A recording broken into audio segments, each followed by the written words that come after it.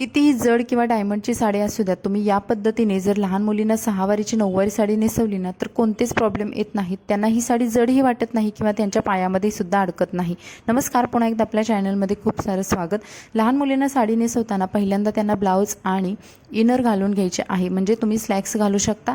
त्यानंतर ही साडी आहे तर तिचा आपल्याला पदर बनवून घ्यायचा आहे. पदराच्या प्लीट्स करताना छोट्या छोट्या करायच्या, कारण त्यांचा खांदा आहे ना तो छोटा असतो. मोठ्या प्लीट्स केल्या तर ते अगदी मोठ्या बायकांसारखं वाटतं. त्यामुळे छोट्या छोट्या प्लीट्स करून पहिल्यांदा पदर बनवून घ्यायचा. पहिल्यांदा तुम्ही पदर बनवून घेतला तर त्यांना ती साडी जास्त घोळदार होत नाही आणि नेसवताना सुद्धा सोपी जाते.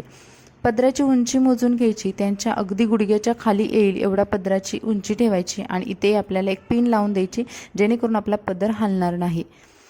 पिन लावल्यानंतर त्यानंतर आपल्याला साडी नेसवायला घ्यायची आहे. आता पूर्ण साडी खोलून घेतल्यानंतर आपल्याला जो नेसता पदर आहे तर तिकडे जायचं आहे.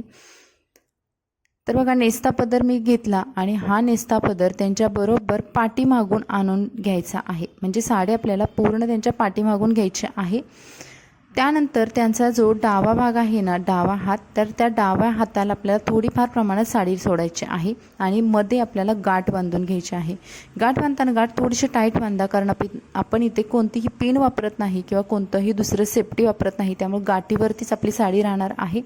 गाठ व्यवस्थित बांधून घेतल्यानंतर जो आपण त्यांच्या डाव्या बाजूला जो साडीचा भाग सोडलेला आहे तो भाग दोन्ही पायामधून मागच्या साईडला घेऊन जायचा आहे.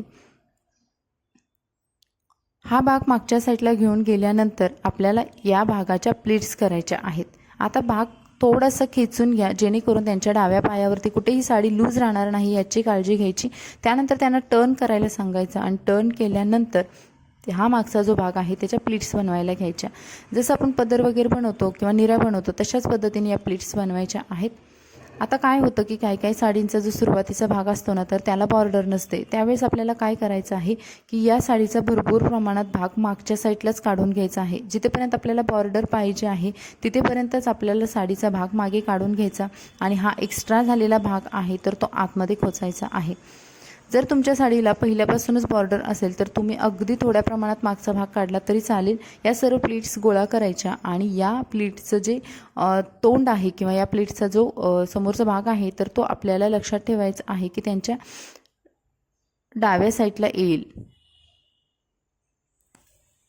त्यानंतर या सर्व प्लीट्स आहे ते सेंटरला खोचून घ्यायचं आहे आणि या साडीची बघा बॉर्डर तुम्ही बघाल सुरुवातीपासून नाही आहे, म्हणून मी हा एक्स्ट्रा भाग जो खोचला होता ना तर तो साडीच्या या साईडवरून डाव्या साईडवरून थोडासा साडीचा ओपन भाग असतो तर तिथून हा काढून घ्यायचा आणि हा काढून घेतलेला एक्स्ट्रावाला भाग आहे ना तर तो तिथे आतमध्येच ठेवायचा आहे. कुठेही साडी लूज होत नाही किंवा तो भाग खाली येत नाही किंवा तुम्हाला जास्तच वाटलं तर इथे एखादी पिन लावून तुम्ही पॅक करू शकता आणि सेंटरला सुद्धा तुम्ही पिन लावून घेऊ शकता, कारण मुली चालतात त्यांचा डान्स वगैरे असला तर हा सेंटरच्या प्लीट्सचा भाग खाली येऊ शकतो. त्यामुळे आपल्याला इथे एक मोठी पिन लावून घ्यायची आहे. त्यानंतर जो उरलेला उजव्या साईडचा भाग होता जो आपण पदर बनवलेला होता तर तो सुद्धा भाग दोन्ही पायामधून काढून घ्यायचा आहे आणि त्यांच्या खांद्यावरती ठेवायचा आहे. बघा, पदर केल्यामुळे आपल्याला एक साडी नेसवून किती सोपं झालेलं आहे. साडीचा घोळसुद्धा होत नाही, कारण लहान मुली असतात आणि साडी मोठी असते. जर आपण पदर वगैरे नाही केला तर त्या साडीचा घोळ होऊ शकतो आणि पटकन लक्षात येत नाही की कोणता भाग कुठे लावायचा आहे. तर पदरामुळे आपला हा भाग सोपा झालेला आहे. आता पदराला लावलेली पिन आहे ती आपल्याला काढायची नाही, ती तशीच ठेवायची आणि त्याच्यानंतर त्याच्याच खाली दुसरी पिन लावून घ्यायची आहे आणि पदर सेट करायचा आहे.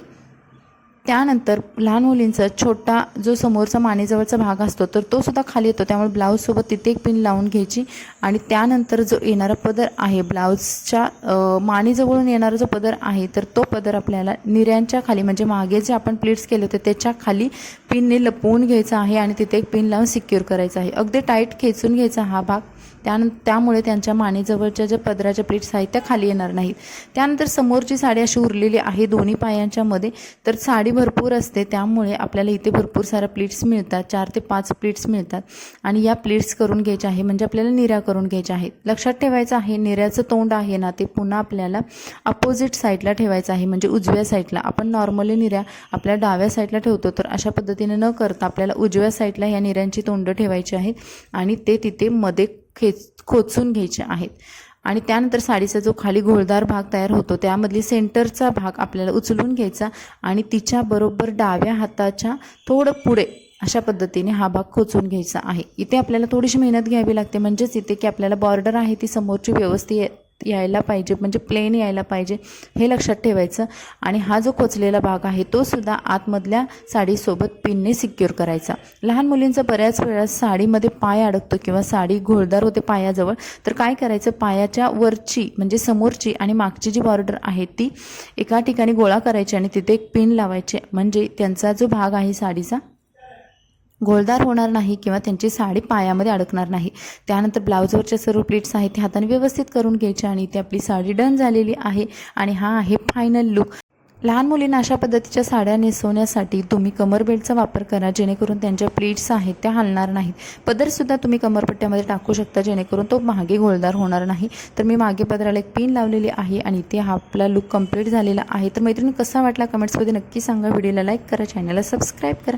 चला भेटून नवीन व्हिडिओमध्ये. मस्त रहा, व्हिडिओ एन्जॉय करा. Bye bye.